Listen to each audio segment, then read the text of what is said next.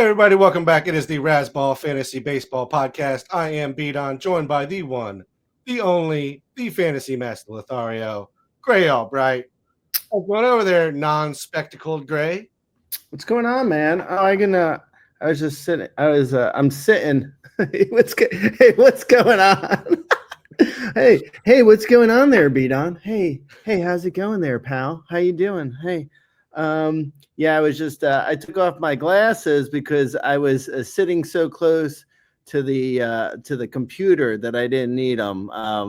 They used to say if you sat too close to the TV, you would need glasses, but if you really think about it, if you sit close enough, you really don't need glasses because you're so close, right? I mean, I feel like people didn't really didn't think about that one for too long before they were telling kids about it. Anyway, I'm doing good, Beaton. It's good to be here. I got to run soon to the Met Gala, so let's do this podcast, huh? Big time, and that's Gray. I see how it is. Let's start with the little people there. Let's start with the prospects. Coby Mayo, long-awaited call-up has finally happened in Baltimore. Jordan Westburg, Ramon Urias both go to the IL. So Coby Mayo finally getting his chance. It's his number 20 prospect. Last year in AAA, in 89 games, he had 22 home runs, 4 stolen bases. He hit 287, 364, 562. He had a 25% K rate and a 10% walk rate. 28 games in AAA this year. He has 6 home runs, a stolen base. He's hitting 252, 346, 523 with a 21% strikeout rate and a 12.5% walk rate. In his games, he's hit 7th so far. What are your thoughts on Coby Mayo? After Urias had a hammy and the Orioles were like, we need Mayo. Huh?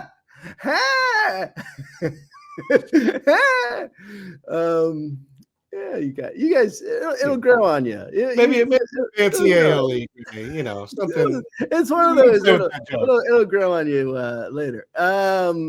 So Coby Mayo, it's actually I'm kind of interested in Coby Mayo because I've heard good things about him from prospect people have said good things about him dating back to 1973. He's been in the minors for almost 52 years.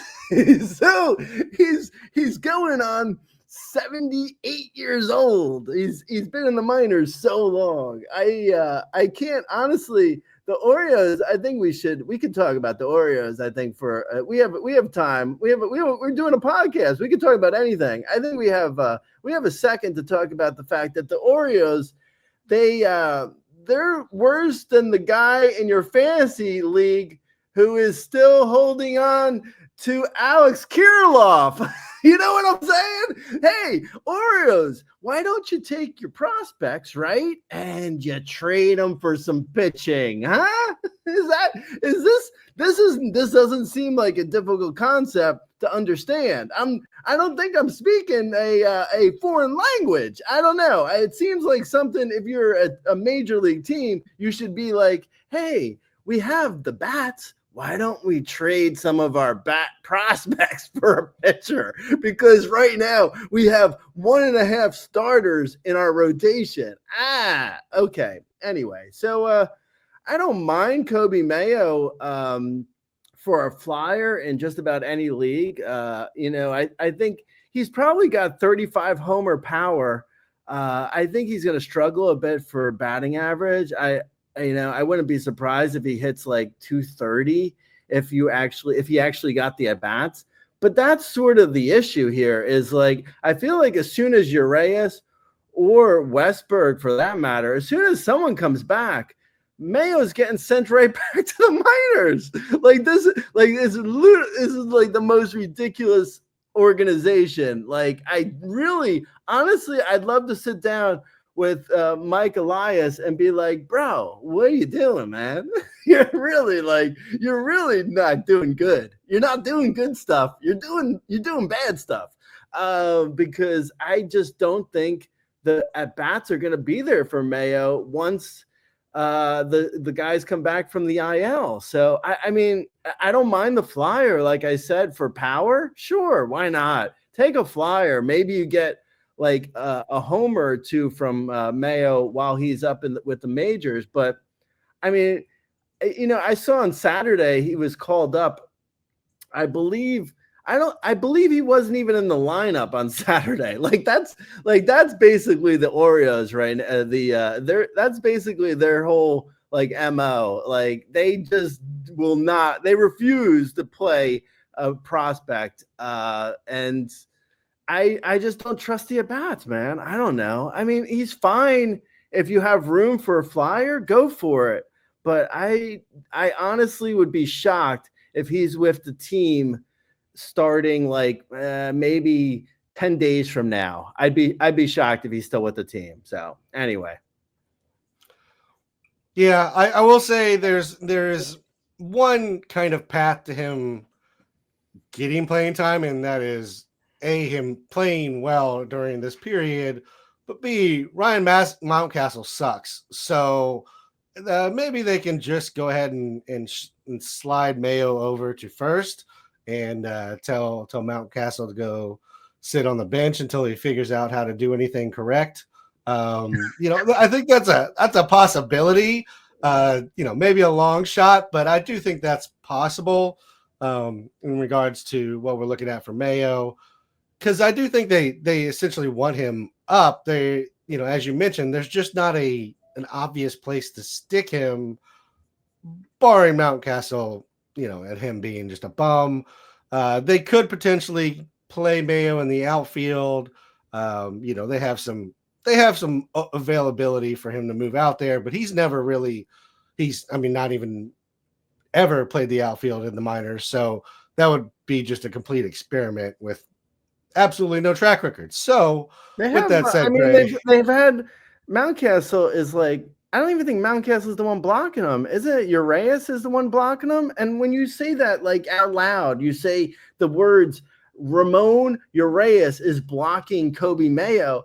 That doesn't even compute. That doesn't make sense, man. A lifetime 260 hitter in almost 500 games, and he has 41 homers to his name.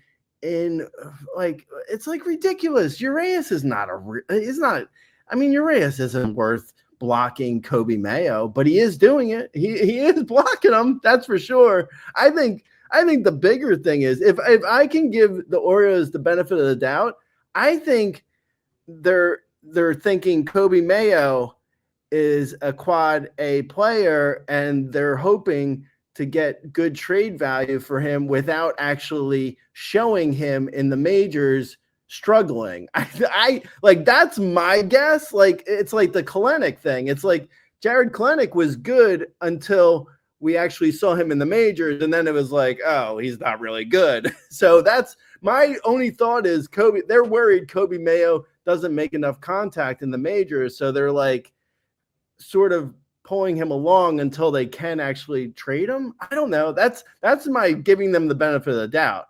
Maybe I'm wrong. I don't know. In fairness, there's also Jordan Westburg, who, you can't really blame them for having Westburg up. Ramon Urias has been good this season, as you mentioned. It doesn't seem like it should be a factor, but with Westburg being good and Urias being, solid to start the season as well, it just didn't really make an opportunity. But again, if Mayo can hit the ground running here, I do think there's potential for him to kind of find his way into playing time here. So would you rather have Coby Mayo or Alec Bohm? I would go Alec Bohm. I would go, Alec Bohm for sure. So you're basically going any starting third baseman over Coby Mayo. Yeah, I don't mind Mayo as a flyer if you have room on your bench to see how it plays out.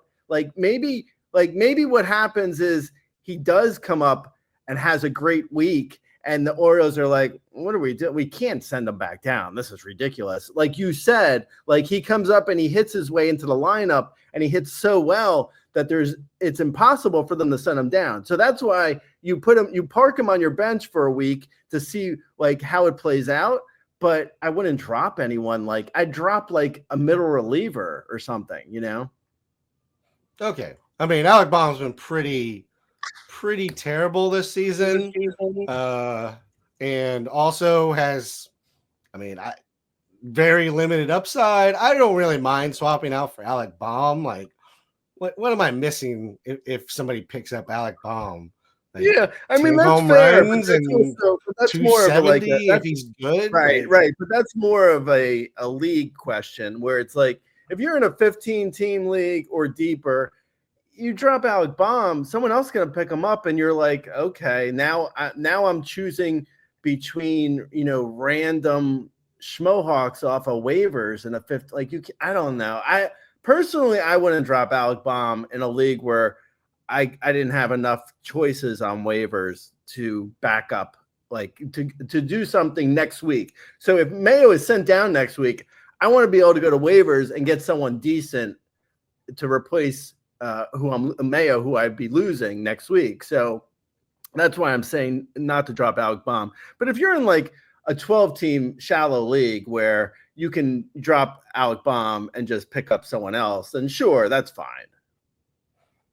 Yeah, I mean that I feel like we've stated before that's generally the basis for where we talk about, and then we mention shorter or shallower and deeper. But yeah, I mean obviously in a 15-team or an AL only or an NL, you're not dropping Alec Baum, but like again, if it's a 12-team, 10-team, I have absolutely no problem with it. Even in a 15-team, I might go ahead and make that move if I'm being honest with myself. Just if Alec Baum is the worst player on my roster, like no question about it, I might go ahead and make that move. He's probably not. All right, let's move on then, Gray. Let's move over to Dodgerland where Hyesong Kim has been called up. KBO last year, he played 127 games. He had 11 home runs, 30 stolen bases. He had 326, 383, 458. This year in 28 games in AAA, he's had 5 home runs, 13 stolen bases. He's hit 252, 328, 470, 24% K rate, and a 7.5% walk rate. What are your expectations for Hyesong Kim? I think it's another situation where it's not too dissimilar from Coby Mayo in that I don't think the at-bats are going to be there once guys get healthy. Like if Edmund comes back in 2 weeks, I don't even think Kim is staying with the team. And also like the fact that on I believe it was Sunday, they didn't even start Kim, and he was with the team by that point. And they started, I believe they started Chris Taylor. So I don't think they think much of Kim, or at least they don't think he's ready. Maybe, and they're looking at him more as like a pinch runner or just like a depth bat in case someone gets injured again. Like if Chris Taylor comes up with like a day-to-day injury and they need Kim, or maybe they platoon Kim in, but they don't seem totally sold on Kim's skills. And like he hit 252 in the PCL. That's not very good. He's seems to me like a guy who's like not necessarily gonna come up and hit major league pitching all that well. Like he doesn't seem as I don't think he seems as good as maybe we thought he was going to be when he first got signed. I think there was a little bit of shine on him from, the Dodgers signing him, and people were like, oh, the Dodgers if they're going to sign him, he must be good. But I don't know if he's really that good. I mean, I think he does have speed. So if you need steals, I guess that's fine. I picked him up just to see sort of like what happens with, right now for, a short schedule day. On Monday, we're recording this. So he's in the lineup. He's batting 9th right now. So maybe I get a steal or two, or I don't know. We'll see what happens, but I could potentially drop him by tomorrow. I'm talking about a 12-team mixed league. But yeah, I'm fine with the flyer. I just don't know if the hitting tool is really as good as we're thinking it is, because in the PCL, hitting a 308 BABIP with a 252 average and almost 25% strikeout rate, it's not so great. No, I mean it's definitely not ideal. We'll see what happens here. I think I'm more what you said about Coby Mayo. I feel like needs to be applied here, where like I'm just probably not picking him up, or dropping anybody for him. Really, if you have space and you just want to, speculative, grab him and see how it goes. I don't have any problem with that, but as you mentioned, he's hitting ninth. I don't expect that to really change. And he's a little bit of speed and in theory average, but as you mentioned, it wasn't great in AAA already. Would you rather have him or early season Schmohawk Kyron Paris? I think everyone should get out on Paris because I think it should be like 1939 to 42 and get out on Paris.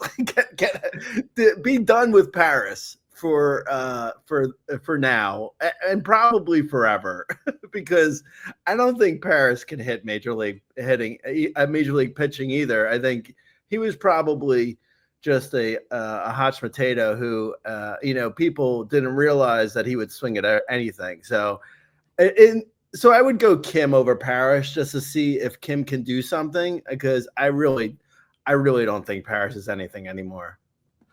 Yeah, I mean, he's 23, so I'm not going to give up on Kyron Paris completely. But yes, for right now, he's essentially, he's got to go. You can't be starting him. How about my boy Matt McClain? Would you rather have him or Kim? You want to hear me say something nice about Matt McClain, huh? Hey, look, if you can do it, I can do it. Yeah, no, I would. I run this show.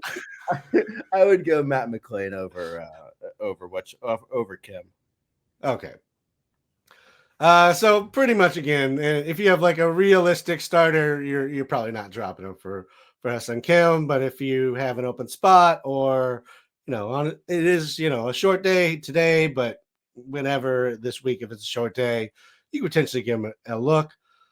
Let's move over to Colorado, where Zach Agnos was called up across high A and double A last year. He had 52 and a third innings. He had a 1.38 ERA, 0.78 WHIP with a 31% K rate and a 5.5% walk rate. This year in AAA, he has 8 innings, 2 earned, 10 Ks, and 3 walks. He's been called up and he's already gotten 2 saves, I believe. Gray, is Zach Agnos already the closer in Colorado? And would you pick him up across the board?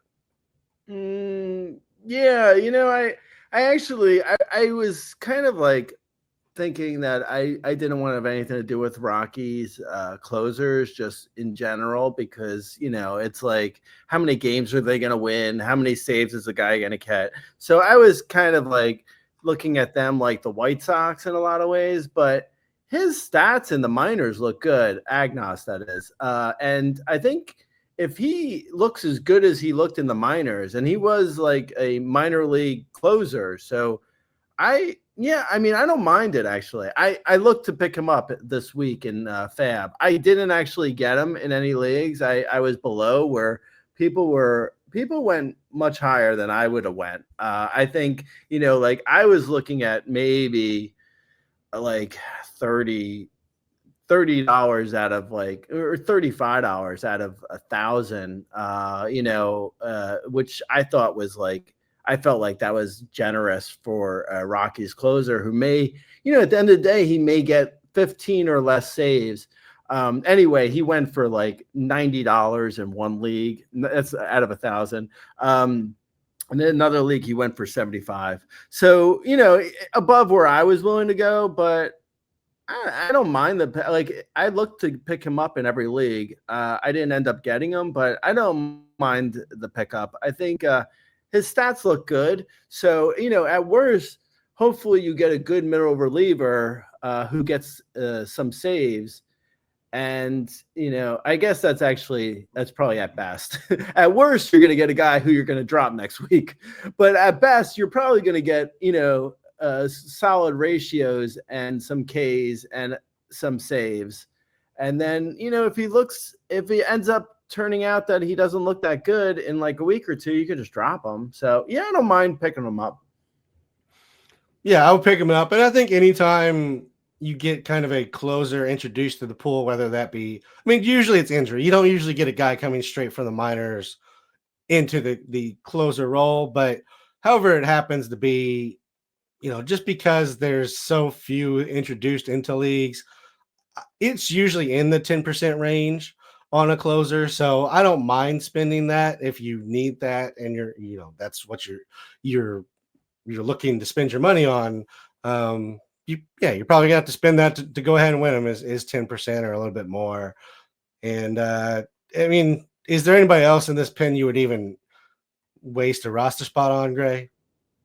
No, previously it was I believe it was Seth Haverson was the supposed closer in Colorado, and I never even looked to pick him up or slash draft him.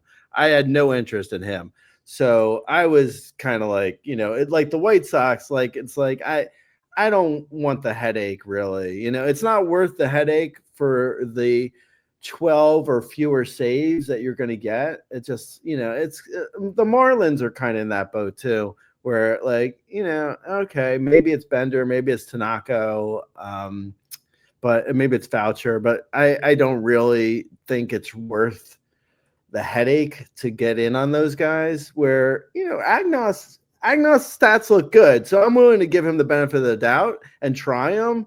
But yeah, we'll see. I mean, but he looks decent.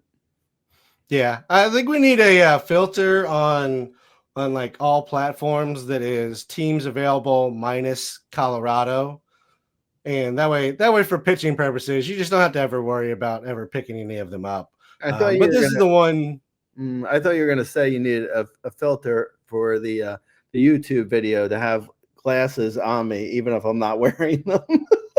Like an Instagram filter where I always have glasses. Yeah, I mean, we can look into that, Gray, but normally you just wear glasses, so we'll just wait for that to return. I'm at a hotel. I'm not having a fight with Cougs. I wanted to dispel that before any rumors start. I've been at a hotel for about 10 days. So I'm in New York. So I'm in a hotel where I don't have my usual setup. So I have my computer is much closer to me. Anyway, no one cares. Okay, let's move on. Yeah, nobody cares. Just as long as Razzball isn't collapsing and I still have a job for now, we're okay, Gray. Over in Cincinnati, Chase Petty was called up. In AA and AAA last year, he had 137 innings of 4.20, 1.34 ball. This year in AAA, he had 23 innings, 3.52 ERA, 1.3 WHIP, 27% K rate, 9% walk rate. His first start was rough. 2 1/3 innings, 9 earned, 3 Ks, 2 walks, and that earned him a demotion. I guess, are you interested in holding on to Chase Petty? And, if you're not interested in holding on necessarily, is it somebody that you're putting on the watch list and grabbing him when he gets called back up, or was this enough to terrify you and never own him? I think a watch list is for people who for readers of Razzball. I basically am watching everyone. So my watch list is the entire major leagues. So I think I'm past, I don't do watch lists. So I don't have a watch list and I don't have Petty on it. But I don't think I would put Petty on it if I had a watch list, if I were in even like a 15 team mixed league or deeper, maybe. But I think shallower than that, which is, most of our listeners, I don't think people need to worry about Chase Petty. He looks like he could be good at some point. And maybe if he comes up and really and does well and stays in the rotation, maybe at that point we could have a bigger conversation. But I don't think he's worth watching at this point. I don't know. Yeah, I think he's eventually gonna be okay. He could continue to develop.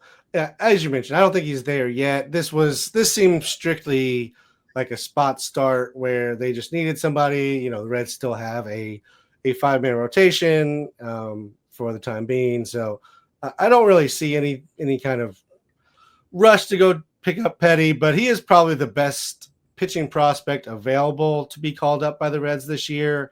Rhett Lauder is, I believe he had TJ, so he's not going to be returning anytime this season. So if there is somebody to come from the Reds, it would be Petty, but I don't think it's somebody that you necessarily have to be rushing out to grab. Matt Shaw for the Cubs. I initially read it as he was recalled, so I threw him in the notes. Upon review, he wasn't actually recalled. They just said they're eventually going to give him another chance as he's made some adjustments in the minors.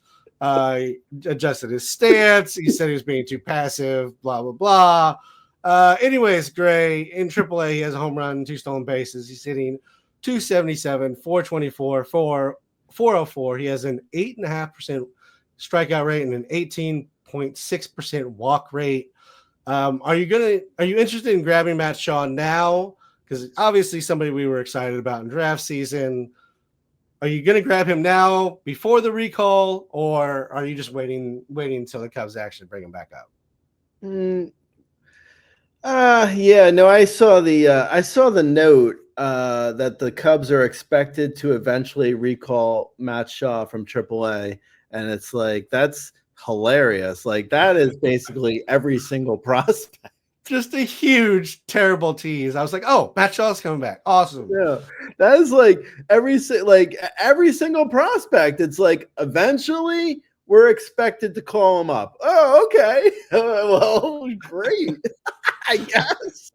Is there a timetable? Yeah, I'm not really interested in Matt Shaw outside of like probably a 15-team mixed league where you can stash him on the bench. I guess that's fine, but I don't know. I mean, the fact that he's hitting 277 with a 8.5% strikeout rate in AAA right now makes me think he's making super weak contact. Like, I don't know. Like his hard contact in the majors this year was 12.5%. That's incredibly bad. That's, you're swinging basically with a wet noodle if you're hitting a 12.5% hard hit. So I don't know, man. I don't know what his deal is outside of, I mean, he has speed. We know that for sure. So, I mean, I guess you could stash him in a 15-team mixed league. I don't know. Like, even if he gets called up, like if in a 12-team mixed league, if outside of steals in a 12-team mixed league, if he were called up right this instance, I don't know if I would be running to waivers to pick him up unless I needed steals. If you need steals, then he absolutely has. I mean, he has wheels for sure. So there's that. But I'm worried that this guy might just be like the second coming of Nick Madrigal. Like I mean, he does have more, like he hits the ball in the air for power. So that's good. I mean, for like, he's got a weird profile because he does hit for power for like, he hits homers, but he also makes really weak contact otherwise. So I don't know, man. I'm not 100% sold yet. It's too early to like say like, oh, he's a bust. So we'll see. I mean, maybe he comes up and he proves me wrong, and I'm all about picking him up like, later in the year. But right now, I don't think there's anything here for me to pick up. Yeah, I tend to agree that I wouldn't grab him preemptively in anything shallower than a 15 team, and probably a fairly active 15 team where everybody else is pretty much owned. I like his profile still. I think he's going to be a good power speed guy. He's not going to destroy the baseball. That's not his profile at this point. I will say the hard hit I'm seeing is 22.5%. So maybe I looked at 12.5 seem very low. I don't even know if that's possible to hit a 12.5% hard hit. But yeah, I don't know. We have to look at some of prime years from Juan Pierre. Maybe it might be. Luis Reyes currently at the lowest in the league at 13.6 among qualified hitters. Luis Reyes is absolutely killing it right now. Do not say anything bad about Luis Reyes. He's so hot right now. Okay, let's move on because we got to. Yeah, Tristan Casas is out with a knee injury. He had surgery, so they called up Abraham Toro. The Red Sox have said they have no plans on changing his or Marcelo Mayer's position at this time. I mean, Abraham Toro's best season is 11-6 with 239. So I'm assuming you're not really interested in Toro. I mean, what are your thoughts in regards to Boston and Roman Anthony, Mayer? I guess we can throw Toro and just kind of what the situation looks like there in Boston. Yeah, I don't know if they're I don't know why they're dragging their heels on Roman Anthony. I feel like there could be some maneuvering with like Devers takes first and Anthony or someone else goes to DH and Anthony goes in the outfield or Anthony goes to DH. I think there's maneuvering to be done, but they don't seem to want to do it. So, I don't know. Maybe it's a Super 2 thing with a Super 2 call-ups. Maybe they're waiting for June. I'm not 100% sure. I'm sort of just speculating, but I do think there's a lot of guys who have corner eligibility who are better than Abraham Toro. So I think you could find better guys in your league than the guys that the Red Sox are currently going with Romy and Michelle's Gonzalez and Abraham Toro they're not viable outside of AL only. And even there, they are very weak options. So yeah, I would look elsewhere. Yeah. I mean, I think of the people on the roster right now, other than, ignoring Roman Anthony, Marcelo Mayer, like maybe David Hamilton might be the most interesting if they want to move him around, because he's kind of just random utility guy just because he has speed. But outside of that, the fill-ins are not anything to write home about. Nothing to grab in your fantasy leagues outside of only. Kyle Stowers, on the other hand, looks great for Miami. 31 games, 6 home runs, 2 stolen bases. He's hitting 321, 387, 541. He does have a 27.5% K rate, but he also has a 9.7% walk rate, 4 home runs in the last week. He is currently 13th in barrels, 37th in hard hit, and 85th in average exit velocity. Has shown power in the minors before, so this isn't out of necessarily anywhere. What are your thoughts on Kyle Stowers? I got actually a really interesting thought that I think people are going to. I think people will enjoy this. I looked at because I remember because I have an incredible memory. So for all the worst things in this world, I have an incredible memory for the dumbest crap. I have a good memory for things that don't make money. So so Kyle Stowers, I remember his spring training 2 years ago was incredible. He had 7 homers in 19 games in spring training in 2024, and people were out of their minds thinking he was breaking out because of his spring training.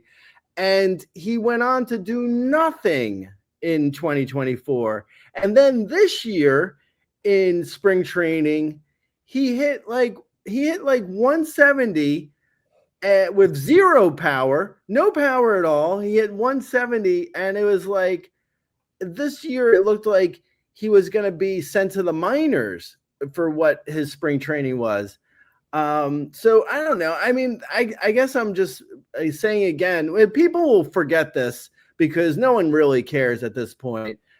This is more talk for March, but I mean, it's just so crazy how people overinflate spring training numbers when they really mean nothing.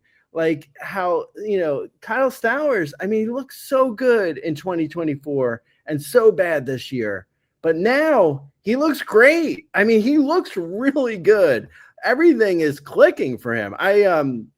I was looking at like some of his hard hit is just out of control. He is hitting everything so hard, 27% plus line drive rate. I mean, hitting things, not hitting as much in the air as you'd like to see, but a 25% homer per fly ball. Even like with his hard hit, his homer per fly ball isn't even that absurd because he's hitting so much, so everything's so hard. I mean, the 400 plus BABIP is ludicrous. That's going to come down, obviously. He's not a 320 hitter. He's probably closer to a 245 hitter, maybe. But I think the power, like, more or less can hold. Not at the level he's at. Like, right now, I think if you prorate him out, he's at roughly a 35 homer for this season. I don't think he's a 35 homer guy. But if he can get to 27 homers, 250 with counting stats that go with that, I mean, off of waivers, that's pretty good. I mean, that's not the worst outfielder in the world. Like that's a usable fifth outfielder for most leagues. I don't think he's gonna stay hot the entire year. So I feel like this is gonna be the kind of situation where in a week or two, people are gonna be like, well, it looks like his hot streak's over. So where do we go next? Is it time to get in on Jordan Walker? No, it's never going to be time to get in Jordan Walker. Let's be honest there. But I do think at the end of the day, there could be a case that I think Stowers is probably a full season type guy. It looks like it, at least. It looks like he can like hold a lot of these numbers. Like it's not like his numbers aren't completely absurd. They're a little absurd, like I mentioned with the BABIP, but the fact that he's got his strikeout rate isn't crazy. He's got good walk rate. He's hitting the ball incredibly hard. So and he's got a little bit of speed to go with the power. So yeah, I don't mind him in like every league right now, at least when he's hitting well. Like the shallowest of leagues, I think he's probably rosterable. And then if he cools off a little bit, then we'll start, maybe we'll pair it back to like, 12 team or 15 team. But right now, I think even in the shallowest of leagues, he's worthwhile. Yeah. I mean, part of me says he's had 4 home runs in the last 4 games. Like that's obviously not going to continue. But at the same time, when people are on one like that, you might as well go ahead and grab them while they're on it. I think you are believing a little bit more than I do.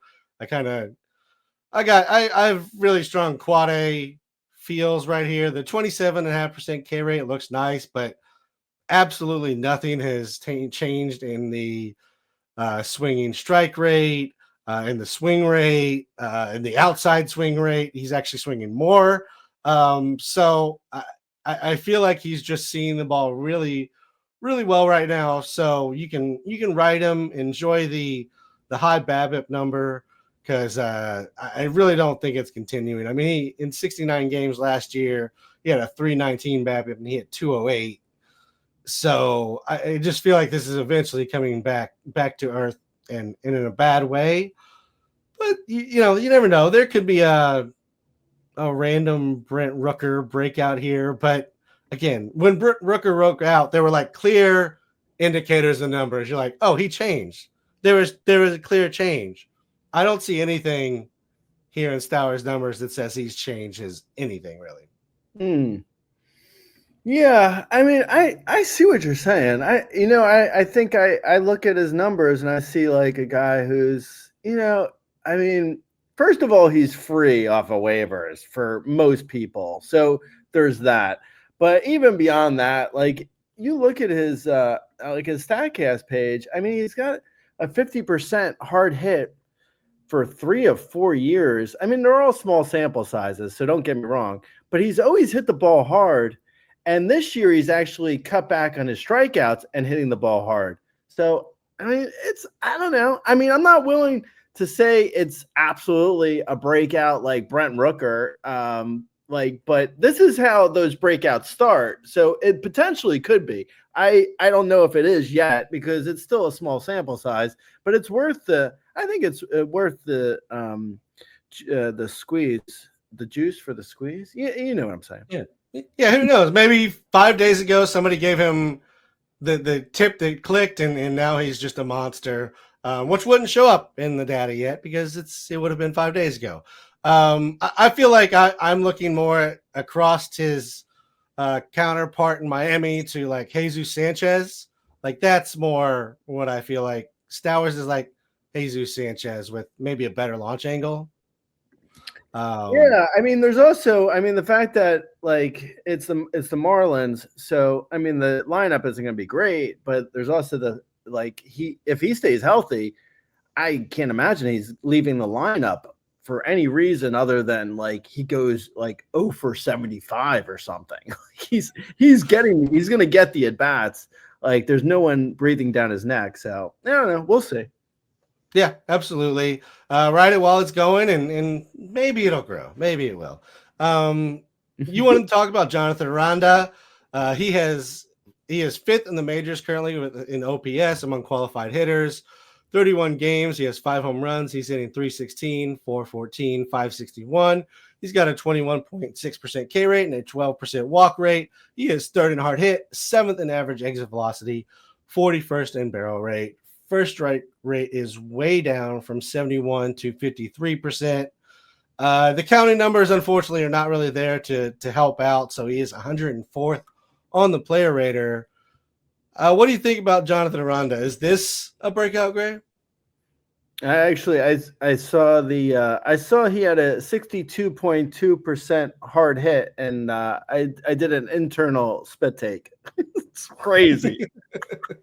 I mean, this is again. So I do think like Brent Rooker is actually a good person to bring up when we're talking about these guys, because I do think like at some point we're gonna get to June or July and be like, well, that was this year's Brent Rooker. But we don't know at this point. Like, we don't know if it's like a 1 month hot streak from Arenado, or it's or if it's actually the beginning of a breakout.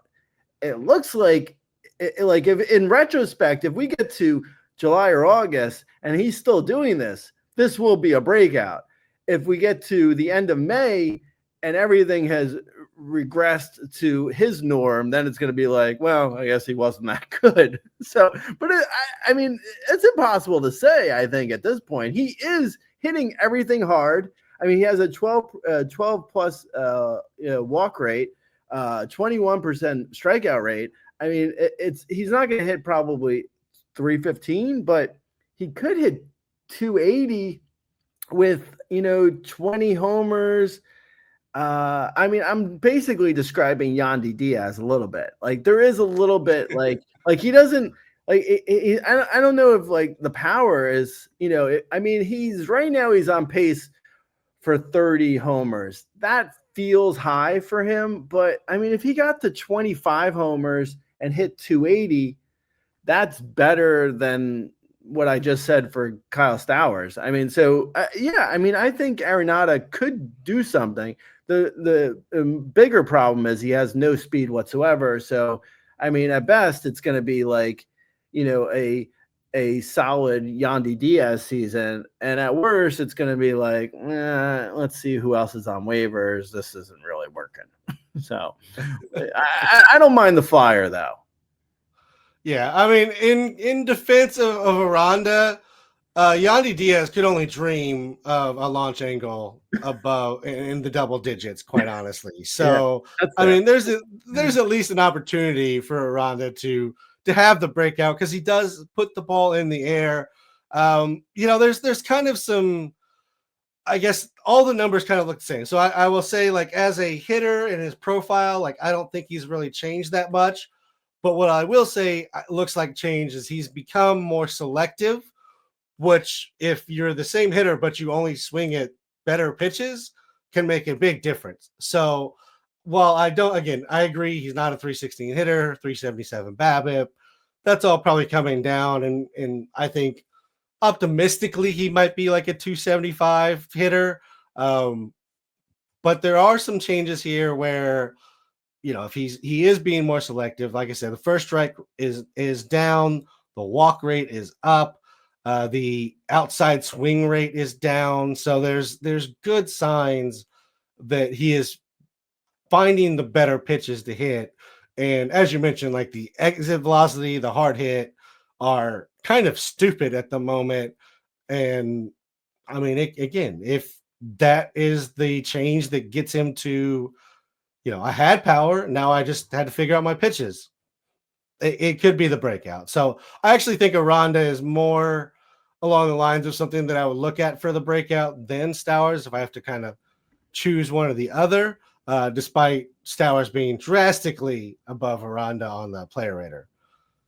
Ben Casparius is going to do. He's been in a bunch of different roles, Gray. He's following Jack Dreyer today as we're talking on Monday, or at least I think that's the plan that they, I've kind of heard different things. He is. Basically, he's kind of pulling opener. It's on in the background. He followed Dreyer. He's pitching right now.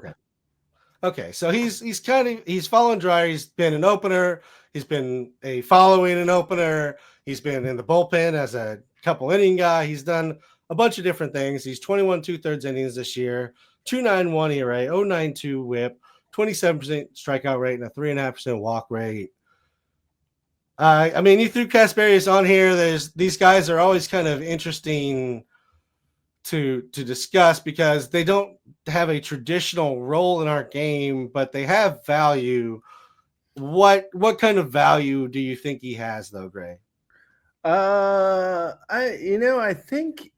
Well, he definitely was a streamer today, for me at least, with the matchup against the Marlins, because I knew he was following Dreyer, so I grabbed him there. But yeah, I don't know if like you mentioned, is he an opener? Is he a follower? I don't know if follower is the right term. Is he a bulk guy? Whatever people want to call it. I worry a little bit about his command. He hasn't had bad command so far this year in the majors, but he's shown a lot of terrible command in the minors. So if he reverts back to his minor league command, it's not going to be pretty. So I would be careful. I think I didn't mind the flyer for like this week, like I mentioned, because I would guess the Dodgers are so depleted. I would assume that he's going to do something similar probably on Sunday, where he'll follow like a reliever. Maybe he follows Dreyer. Maybe he follows a different reliever. Maybe he follows Banda. I don't know who he's going to follow, but I wouldn't be surprised if he does something similar on Sunday. So, yeah, we'll see. I don't know. I think he's probably worth watching. Put him on the watch list. All right, so just throwing him on the watch list for now. If you want to grab him and throw him in these, he's been really good this season, so you can get some good numbers. But yeah, it's just hard because when they're opener or follower or whatever we're going to call that, Gray, we got to figure out a good term for this. Like, you don't know if they're actually going to be in line for a win because they're not going to have the traditional 5, 6, 7 inning start. It just becomes a weird place. He's not really in line for a save. So it's strictly like a ratio strikeout inning, especially on a slow day like today. Those guys can definitely add up and give you like a little bit here and there. But I think that's really all I think we're at right now with Casparius. While we're on the Dodgers, we might as well move to the bullpens and talk some SAGNOF here, Gray. Evan Phillips gets a save. Is it Evan Phillips? Is he back? Is this now a split between him and Scott, or is this just going to be a mix because they do have like reliever after reliever just performing great right now? Yates, Dreyer, Casparius, Vesia, Trinan. I mean, Banda's been good. Like everybody in their bullpen's been really solid to this point. Yeah, thankfully, because they have no pitching, no starters outside of Yamamoto and Sasaki. I think. I think it's still Tanner Scott's job. I just think the way like they've been working, that bullpen is pretty much like whoever, like whenever they need Tanner Scott, they sort of throw him. So he's not really like necessarily held for the ninth inning. He gets like, sometimes he'll go in the seventh or eighth if the heart of the order or heart of the opposing team's order is up. So yeah, I think it's still Tanner Scott's job though. Okay. Over in Cincinnati, Alexis Diaz was sent to AAA, Gray, in a shocking move. Did not see that one coming on the 2025 Reds bingo card. Emilio Pagan is currently the closer. Are you holding on to Alexis Diaz? And I guess who else in that bullpen would you look at if Pagan goes down? Pagan is like the pickup of the year so far for relievers. I mean, he's been fantastic. I don't think it's going to continue. I would be shocked if it does because we've had so many years of Pagan being really mediocre, but so far so good, man.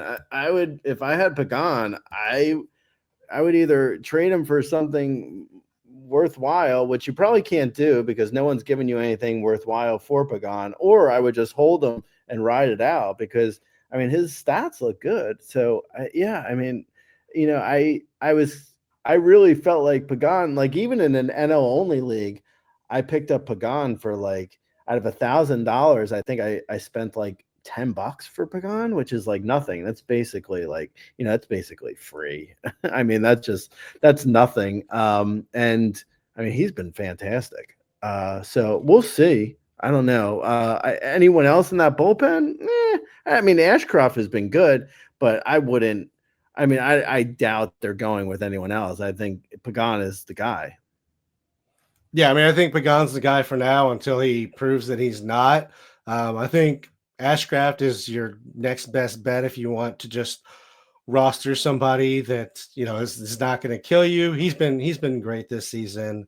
I would assume Pagan is going to come back to earth, but he has had some good seasons, specifically in contract years. So maybe he just pulls it together for a contract and then cruises for the next season and just puts his usual 4.5 ERA up. Over in Arizona, Justin Martinez goes to the IL. It seems like Shelby Miller is now the closer there. No structural damage on Martinez. Velocity was down over the last few outings. He got hit really hard. Are you hanging on to Justin Martinez? And then same thing, like, is there anybody else that you would grab if it's not Miller?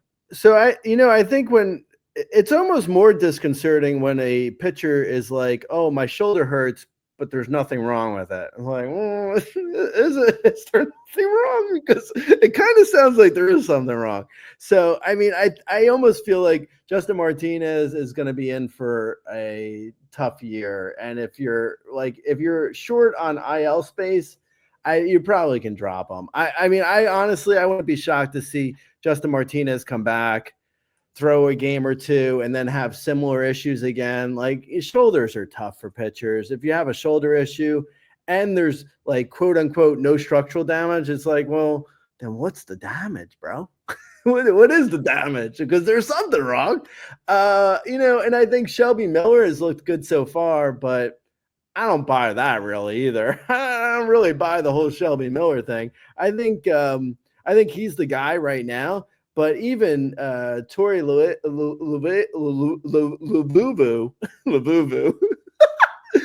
that's totally how you say his name. Tori Lububu. I'll send you the pronunciation guide after this, Gray. The Diamondbacks manager, Tori Lububu, says he wants to go to Ginkgo. So I think that's probably the guy who's going to end up getting saves once he gets right. But right now he's not right. So we'll see how long it takes him to get acclimated to the season because he started off slow. So he's only thrown like 2 innings so far this year. So we'll see. But Shelby Miller is the guy for right now. And I think Ginkgo is probably the guy who's going to be the closer, say June, maybe. But so much could happen between now and June. So in like a shallow league, am I really holding Ginkel? I don't know. I mean, but again, if Shelby Miller, like he gave up 2 earned, I believe, on Sunday, if he gives up like 4 more runs this week, it's the end of Shelby Miller's saves. I mean, they're not going to keep going to a guy who sucks. So we'll see. I mean, I think Shelby Miller is the guy though right now. So I don't know. Yeah, and Jalen Beeks is probably the guy I would grab if I was just in the bullpen, because he's been really good this season and he is really good. But he is a lefty, so I don't know that he's going to be given the role full time, kind of regardless of what happens. They don't have a lot of lefties in that bullpen, so they'll probably just keep him in his current role. Yeah, I mean, Shelby Miller for now, and like you said, Ginkel maybe at some point. But I also think the Diamondbacks, if they continue to play well, they may look to go out and find a closer at some point. Give the people some waiver wire bats, Gray. I'll give them some streamers, and we'll get out of here. Okay, sounds good. So Kyle Stowers, who we mentioned earlier, he's still available in 36% of leagues, according to the Razzball 7-day player rater. Dane Myers is available in 100% of the leagues, and he's been hot. He's hitting .580 over the last week with 2 homers and multiple steals. This name's going to blow people's minds, but Javi Baez has been good. What? Who saw that coming? Not me. Jake Myers has also been a little bit hot. I think he hit 2 homers on Sunday. Cool Colt Keith of the Tigers, second baseman. He's hitting 3. Well, he's hit 3 homers this week. He hit 200. That's like all he hit, but he did hit 3 homers. All he hit was power. But anyway, he did hit for power. Trey Sweeney's hit over 300 for the week. He has 2 homers. Ryan O'Hearn has 3 homers for the week, and he's hitting over 300. Tyrone Taylor's been hot. Who knew? I did. Max Kepler's been hot. Daniel Schneeman, he's been hot. Josh H. Smith, he's been hot. Bo Naylor. JJ Bleday, who I like actually in the big picture, but he's also been hot recently. And Andy Pages, people. Andy Pages. Go get him. He's been hot. Go get him. Yeah, he has. Let's move on to some streamers here. Tyler Anderson, he's got 2 starts. If you can only start him versus Toronto, I would do that. Versus Baltimore, not ideal, but not really as scary as you think it is. Baltimore offense has not been, nearly the offense that we thought it would. They are currently 23 in the league, or 23rd in the league in runs scored, below Miami of all teams by quite a few spots, actually. Jake Irvin versus Cleveland versus St. Louis. Jonathan Cannon at Kansas City. Landon Rupp, if you could sit him today at the Cubs, I would do that. But at Minnesota, absolutely throw him. Chad Patrick versus Houston. Ben Brown versus San Francisco. Mitch Keller at St. Louis. And Logan Allen at Washington. There's your few streamers. It's not a great week for streamers, but there's a few names if you're looking. If you have any more questions, you can always find us on Twitter. I'm at Razzball, or Razzbeaton. Gray is the owner of the @Razzball account. You can find us on youtube.com/Razzball Fantasy or in Razzball.com in the comment section. Good luck setting your lineups this week. Hopefully everybody can get those decisions right. And I'll talk to you later, Gray. See you next week. All right, late, man.